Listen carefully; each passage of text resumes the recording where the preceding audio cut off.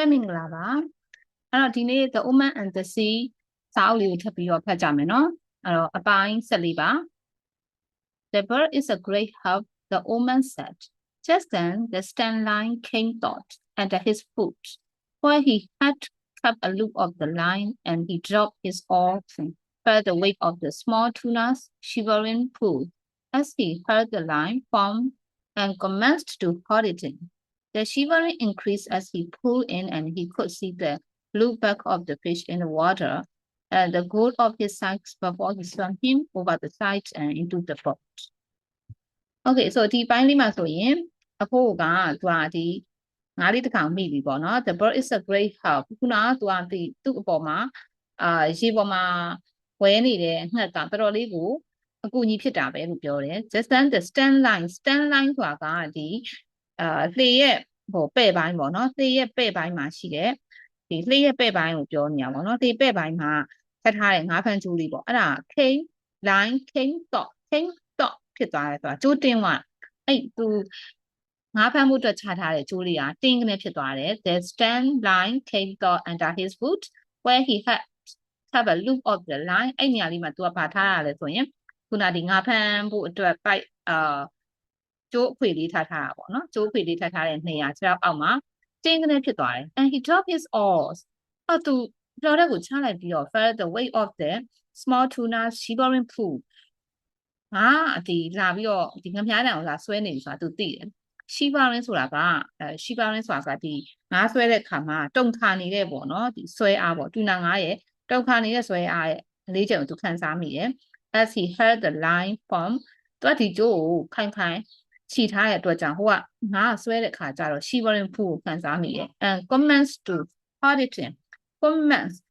ဆိုတာကသူက started လို့ပြောချင်တာစတင်တာနည်းနည်းလေးစာဆန်တယ်ပေါ့နော် commence to haul it in HAU က haul ဆိုဆွဲတင်တယ် pull ပဲဒီငါးကိုဆွဲတင်ဖို့အတွက်စပြီးတော့စူးစမ်းတယ်ပေါ့နော်ဒီ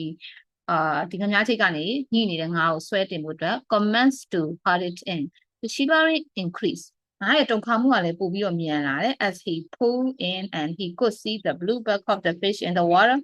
ဒီထဲမှာငါးရဲ့အပြာရောင်ဒီကြောဘက်ပေါ့နော်အဲ့ဒါလေးကိုလည်းတွေ့နေရပြီ and the goal of his sides before he swam him over the side ဒီငါးရဲ့ကြောဘက်ကရွှေကြောဘက်ကောဘေးဘက်အချမ်းကရွှေရောင်လေးတွေကိုလည်းမြင်နေရတယ် before he swim as well ing swing ဆိုတာကလွှဲတာလေဒီမှာ swam ကသူ့ရဲ့ past tense ဆိုတော့ he swam him over the side ဘေးဘက်တစ်ချက်ဒီလှေရဲ့ဘေးဘက်ကိုဆွဲပြီးတော့ into the boat လှေထဲကိုမတင်ခင်အထိပေါ့နော်ငါကရုန်းကန်နေရအောင်သူခံစားမိတယ် he lay in the sand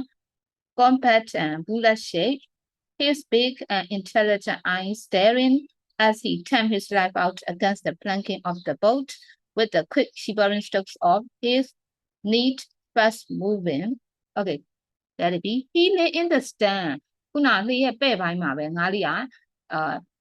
ပဲ့ပိုင်းမှာငါးလေးကပက်လက်လေးဖြစ်နေတာပေါ့နော် in the sand ဆိုတော့ဒီနေအောင်ကြီးရဲ့အောက်မှာငါးလေးကလည်းလှေထဲကိုဆွဲတင်လိုက်တဲ့အခါကျတော့လှေပဲ့ပိုင်းလေးမှာနော်ငါးလေးကပက်လက်လေးဖြစ်နေတယ်ဒီငါးရဲ့ပုံစံကဘယ်လိုလေးလဲဆိုရင် compact ဖြစ်တယ်ဆိုတာချစ်လေးလေးငါတူနာငါးလိုမျိုးချစ်လေးနဲ့ bullet shape နော်ဒီခြေစံပုံစံမျိုးရှိလေးရှိတယ်ပေါ့ his big and intelligent eyes staring သူရဲ့ဒီ unintelligent eyes လို့သုံးထားတာပေါ့နော်တနာစရာကောင်းတဲ့မျက်လုံးလေးတွေဘာမှလည်းမသိရှာတဲ့မျက်လုံးလေးတွေနဲ့နေဆိုင်ကြည့်နေတယ် as he turned his life out against the planning of the boat သေရဲ့ planning ဆိုတာကပြင်ပြားနော်သေရဲ့ဒီပြင်ပြားမှာသေရဲ့ပြင်ချက်ပေါ့သေရဲ့ပြင်ချက်နဲ့သူ့ရဲ့ life turn his life ဆိုတာကလေသူကတဘုံရိုက်တာပေါ့ turn ဆိုတာတဘုံရိုက်တာလို့ပြောတာ his life out အသက်ထွက်သွားပါစေဆိုပြီးတော့ငါဒီလေရဲ့ပေါ့ချမ်းပြင်နဲ့ပေါ့နော်သူကပြင်ချက်ကိုဒီတဖုံသူ့ကသူငါးလေးကရိုက်နေတာပေါ့နော်အဲ့လိုရိုက်နေနေသူက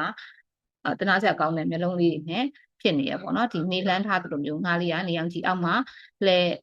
ဒီပက်လက်လေးဖြစ်နေတယ် with the quick shivering strokes of his knee fast moving အဲ့မှာ stroke ဆိုတာကလည်းဗာလဲဆိုရိုက်ချက်တွေပဲသူကလုံးဝအဲ့ shivering stroke တွေမြင်ဆန်တုံကြီးရိုက်ချက်တွေနဲ့ပေါ့ his neat fast moving သူ့ရဲ့အမီးနဲ့သူရိုက်နေတာနော် သူ့ရဲ့အမီးနဲ့မြန်မြန်ဆန်ဆန်ကိုသူကတုံတုံကြီးနဲ့ရိုက်ခတ်ပြီးတော့ပေါ့နော်မြန်မြန်ဒီအသက်ထွက်ရင်လည်းထွက်သွားတော့အရင်ခံစားနေရတဲ့ပုံစံမျိုးပေါ့အဲ့ဆက်ဆက်လေးမှာဖြစ်နေတဲ့အမှုရာလေးကိုပြောထားတာပေါ့နော်အဲ့တော့ဒီစာပိုင်းမှာဆိုရင်ဘာတွေတွေ့ရလဲဆိုတော့စလုံးအသစ်တွေအနေနဲ့ comments to Hariton comments ဆိုတာ status တို့ began တို့နဲ့အတူတူပဲ shivering pool ဆိုတာကကြတော့ဒီဆွဲလို့တုံလာတဲ့ဟာကိုပြောတာ shivering the stand line ဆိုတာဒီလှေတွေရဲ့ပဲ့ပိုင်းကိုပြောတာပေါ့နော် came top ဆိုတာတော့ကျိုးတင်းလာတဲ့ပုံစံမျိုးကိုပြောတယ် competent bullet shape compact ဆိုတာကြွလေးလေးနဲ့ဒီမှာနော် temp his life temp ဆိုတာကိုတပုံပုံဖုနေတာ temp his life out ပေါ့နော်ဒီမြန်မြန်ဒီပေကန်ဒီမှာဒုက္ခမခံခြင်းတဲ့အတွက် temp his life out ဆိုပြီးတော့ရေးလိုက်တဲ့ပုံစံပေါ့နော်ဆက်ကြည့်အောင် the woman hit him on the head for kindness and kicked him his body stayed shuddering under the shade of the sun အဲ့တော့အဖိုးကလည်းငါလေးမခံစားရပါစေဆိုပြီးတော့ for kindness ပေါ့နော်ကျင်နာတရားနဲ့အတူငါရဲ့ခေါင်းကိုထုပေးလိုက်တယ်ပေါ့နော်အဲ့တော့ငါလည်းတစ်ခါတည်းသက်ထွက်သွားအောင်နော်နှမို့ဆိုရင်ဒီမှာငါခံစားနေရမှာဆိုတော့ hit him on the head for kindness and kicked him his body stayed shuddering ဒါပေမဲ့ငါရဲ့ခန္ဓာကိုယ်လေးကဘာဖြစ်နေလဲ shuddering ဆိုတာတစ်ဆက်ဒုက္ခနေတော့မယ် under the shade of the stand ခုနဒီပင်စီsorry ဒီလှေရဲ့ဗာလဲပဲ့ပိုင်းမှာပေါ့နော်အရေးကြတဲ့ပိုင်းလေးမှာသူကတစ်ဆက်တော့ဖြစ်နေသေးရော Evako he said aloud he will make a beautiful bay he will weigh 10 pounds Evako ငါလေးဆိုပြီးတော့ဖို့ကထအော်တယ်သူကတော့ bait ဆိုတာငစားပေါ့နော်သူငါကြီးရဖို့အတွက်ငစားလေးပဲ10 pound လောက်လေးတယ်ပေါ့ He did not remember when he had first started to talk aloud when he was by himself. He had sung when he was by himself in the old days, and he had sung at night sometimes. When he was alone, steering on his watch in the smacks or in the Tartar boats, he had probably started to talk aloud when alone, when the boy had left. But he did not remember. When he and the boy fished together, they usually spoke only when it was necessary. Okay, so the chat. He did not remember when he had first started to talk aloud. အဲ့တော့အဖိုးကအဲ့လိုစကားကျယ်ယူဘယ်ချိန်ကပထမဆုံးသူစပြောခဲ့တဲ့အချိန်ကိုသူမမှတ်မိတော့ဘူးပေါ့နော်သူတယောက်တည်းရှိတဲ့အချိန်ပေါ့ he was by himself နော်သူကသူတယောက်တည်းရှိတဲ့အချိန်မှာစကားကျယ်ပြောမိတာဘယ်ချိန်နဲ့ရလဲဆိုတော့သူမသိတော့ဘူးသူက had sung when he was by himself တယောက်တည်းရှိတဲ့အချိန်မှာဆိုတော့သူချင်းနေပါတော့ဆိုဘူးတယ်ရှင်တော့ပေါ့နော် oldies တော့ he had sung at night sometime when he was alone steering on his watch ဆိုတာ steer ဆိုတာကသူကလှေကိုတက်မောက်ထိန်းပေးနေတာပေါ့ on his watch ဆိုတာဒီနေရာမှာနာရီမဟုတ်ဘူး watch ကအလှဲ့ပေါ့နော်သူကင်းလှဲ့ကြတဲ့အချိန်ပေါ့နော်သူလှေပေါ်မှာတလှဲ့စီမအိပ်ရပဲနဲ့ကင်းဆောင်ပြီးတော့လှေလှော်ရတဲ့အချိန်တွေရှိမယ်အဲ့ဒီကင်းလှဲ့ကြတဲ့အချိန်တွေမှာတက်ကိုလှေရဲ့ဒီတက်မောက်ကိုထိန်းပေးပြီးကြောက်ထဲထိန်းပေးနေရတဲ့အချိန်တွေမှာတော့ညဘက်ဒီမှာသချင်းဆိုဘူးတဲ့ in the smack ဆိုတာကအဲ့ရွက်လှေလေးပေါ့နော်ရွက်လှေထဲမှာသူတင်မောလိုက်ဘူးလေလို့ပြောတယ်လေရွက်လှေထဲမှာအဲ့တော့ဆိုရင်ချင်းဆိုဘူးတဲ့ or in the Tartar box လိပ်ဖန်းတဲ့လှေထဲမှာလည်းသူအဲ့လိုလေးတော့တယောက်တည်းတော့ချင်းဆိုဘူးတဲ့ he had probably started to talk aloud သူတယောက်တည်းအဲ့လိုမျိုးစကားပြောတာလည်းဖြစ်နိုင်ပါတယ် when alone တယောက်တည်းရှိတဲ့အချိန်ဒီမှာ when the boy had left သူကောင်လေးသူရှိမှမလုပ်တော့ဘဲနဲ့ထွက်သွားတဲ့အချိန်မှာတော့သူတယောက်တည်းကျန်လေအဲ့ချိန်မှာတော့စကားပြောတာဖြစ်ချင်းဖြစ်မှာပေါ့အဲ့ဒါ he did not remember ဘိုးလည်းမှတ်မိတော့ဘူး when he and the boy fished together they usually spoke only when it was necessary အဲ့တော့ကောင်လေးနဲ့တူတူတွဲလို့တော့ကတော့ဘိုးကလိုအပ်တဲ့အချိန်ကျမှဘိုးကစကားပြောတာပေါ့နော်မလိုအပ်ပဲမပြော they talk at night or when they were stormbound by bad weather ညဘက်တွေဆိုရင်အဲ့လိုပြင်းတဲ့ခါကျရင်စကားပြောတယ် or when they were stormbound ဖြစ်တယ်ဆိုတာမှုန်တိုင်းထီတာပေါ့နော် by bad weather ရာသီဥတုဆိုလို့မှုန်တိုင်းတွေဖြစ်တဲ့အခါမှာတော့စကားပြောတတ်တယ်ပေါ့အဲ့ဒီအချိန်မှာလိုအပ်တဲ့ခါကျမှသာစကားပြောတတ်တယ် It was considered a virtue not to talk unnecessarily at sea consider a virtue ဆိုတဲ့အတွေ့အလေးက consider a virtue ဆိုတာကဒါကောင်းတယ်လို့ယူဆတယ် virtue ဆိုတဲ့အဓိပ္ပာယ်ကအကျင့်ကောင်းတာလိုက်နာတဲ့စီမင်းစည်းကမ်းပေါ့နော်အဲ့လိုယူဆတယ် not to talk unnecessarily at sea ပင်လယ်ထဲမှာမလိုအပ်ပဲနဲ့စကားမပြောတာကကောင်းတဲ့အလေးကျင့်ပေါ့နော် and the old man had already considered it so ဖို့ကအဲ့လိုပဲယူဆတယ် and respected it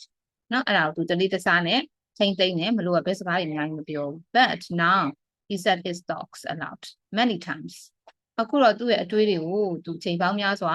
ကြည်ထထပြောနေတယောက်တည်းဆိုတော့ since there was no one that they could annoy အနှောက်အယှက်ဖြစ်စေမဲ့နော်ဒီကောင်တယောက်လည်းပြီးနားမှာမရှိဘူးဆိုတော့သူစကားတယောက်တည်းပြောနေတာပေါ့နော်ဒီစာကြောင်းလေးမှာ consider a virtue ကောင်းတယ်လို့ယူဆတယ်ကောင်းတဲ့အချက်လို့ယူဆတယ်ဆိုပြီးတော့သုံးထားတာလေးရှိမယ်နောက်တစ်ခုကဒီ steering on his watch ဆိုတာဒီနာရီပဲမဟုတ်ဘူးစောင့်ကြည့်တည်လည်းမဟုတ်ဘူးဒီမှာတော့သူ့ရဲ့ duty ပေါ့နော်သူတာဝန်ကျတဲ့အချိန်လို့ပြောချင်တာ smack ဆိုတာလို့ရွှက်လေလေးတွေ sailing boat လေးတွေကိုပြောတာပေါ့နော် Okay နောက်တစ်ပိုက်သွားကြည့်မယ် if the others heard me talking out loud they would think that I am crazy he said aloud but since I am not crazy I do not care and the rich have radios to talk to them in their books and to bring them the baseball ဒီစာပိုက်တွေကတော့ဖို့ဆင်းရဲတယ်ဆိုတဲ့အကြောင်းလေးကိုပြောတာတခြားသူတွေကတော့တယောက်တည်းစကားပြောနေတာကိုကြားရင်I'm crazy လို့ထင်မှာပေါ့နော်ဖို့ပါနော်ယူနေပြီလို့ထင်ကြမယ် but since I am not crazy I do not care အဲ့တော့ငါမယူတဲ့အတွက်ဘာမှကြည့်ဆိုင်စရာမလိုဘူး the rich ချမ်းသာတဲ့သူတွေကတော့ have radios to talk to them in their books နော်ဒီထဲမှာသူတို့စကားပြောဖို့radio တွေရှိတယ်လေ and to bring them the baseball တွေလည်းတည်လာလို့ရတယ် baseball တွေလည်းတည်လာပြီးတော့ baseball အကြောင်းတွေလည်းနားထောင်လို့ရတာပေါ့ဖို့ကတော့ radio လေးတစ်လုံးတောင်မရှိရှာဘူးဆိုတော့သူတယောက်တည်းစကားပြောနေရတာပေါ့နော် Okay now is no time to think of baseball he thought now is the time to think of only one thing အခုကတော့ baseball ကြောင့်တွေးနေဖို့အချိန်မရှိဘူးနော်တစ်ခုတည်းတော့အရာကိုပဲတွေးရမှာ the which I was born for အဲ့ဒါပါလဲဆိုရင် that ဆိုတာဒီ the thing that ပေါ့နော် the thing that I was born for ငါဘာအတွက်မွေးဖွားလာတာလဲဆိုတဲ့အချက်ကိုငါတွေးရတော့မှာ there might be a big one around that school ဆိုတာဒီschool of fish ကိုပြောတာနော်ဒီငါအစုလိုက်ဝေးလိုက်ကြီးပတ်လည်မှာတော့ငါကြီးတစ်ကောင်ရှိနိုင်တယ် he thought I picked up only a straggler from that everco that were feeding အစာစားနေတဲ့ဒီ everco လေးတွေခုနကတော့ငါးလေးတွေပေါ့အဲ့ကနေပြီးတော့မှ straggler လေးတစ်ကောင်ကိုပဲငါရခဲ့တာ straggler ဆိုတာကဒီနောက်ကျကျန်ခဲ့တဲ့ငါးလေးပေါ့နော်အဲ့ငါးလေးတစ်ကောင်လေးကိုပဲငါရသေးတာ but they are walking far out and fast ငါးတွေကလည်းအဝေးမှာသွားပြီးတော့ဘောနော်ခက်ဝေးမှာသွားနေကြပြီးတော့အရန်ကိုမြန်ဆန်နေကြတယ် everything that shows on the surface today travels very fast and to the northeast ဒီနေ့တွေ့ရတဲ့အရာတွေအားလုံးကလည်း travels very fast နော်အရန်ကိုမြန်ဆန်ပြီးတော့သွားနေကြတယ် to the northeast ရှေ့မြောက်ရက်ကိုပဲအကုန်လုံးကကူးခတ်ပြီးသွားနေကြတယ်လို့ပဲ then that be the time of the day ဒါဒီနေ့တနေ့ရဲ့အချိန်ကြတာများလား or is it some signs of weather that I do not know ငါမသိတဲ့ရာသီဥတုအခြေအနေလက္ခဏာတစ်ခုခုမြန်ဖြစ်နေမလားနော်အဖို့ကတွေးရနေငါတွေကလည်းတကောက်မှခြေပြင်ဘဝမရှိတော့မြန်လိုက်ကြတာနော်အရှိမြောက်ရက်ကိုပဲသွားနေကြတယ်ဆိုပြီးတော့ဖို့ကတွေးနေတာပေါ့နော်